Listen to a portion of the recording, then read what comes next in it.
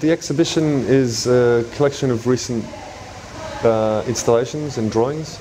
The installation, the first piece, the Lucent, the wave box, is a piece that I originally made in France a few years ago, and I wanted to bring it back and show it in Australia.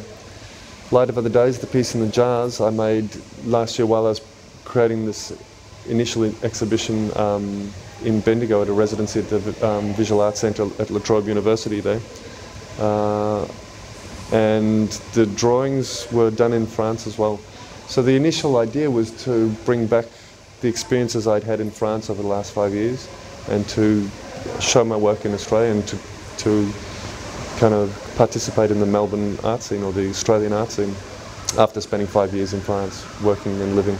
Lucent, the idea with Lucent, the wave piece in the aquarium, is a kind of, the point of departure there for me was to create a work that offers a contemplative space. I didn't want to offer too much of a message or enforce a kind of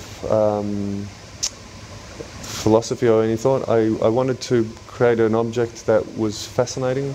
It was contemplative. It allowed a lot of space for the viewer to sit down and have their own kind of emptiness, I guess, in front of it.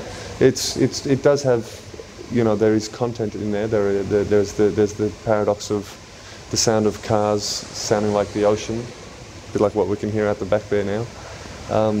There's the projection of light through smoke to create an illusion of water. But there's the idea of the way people feel when they sit in front of a campfire or they look at the ocean. So you can just look at it and you don't have to think anything if you don't want to. It can be enjoyed by kids through to art critics. Light of Other Days was a piece playing with the idea of memory, and once I'd created it once I came back to Australia, and I was looking through a lot of old kind of video files that I had from my travels over the last 10 years, and I realized that we have this kind of obsessive nature to collect memories in a sense and to trap them and to try and capture moments in time.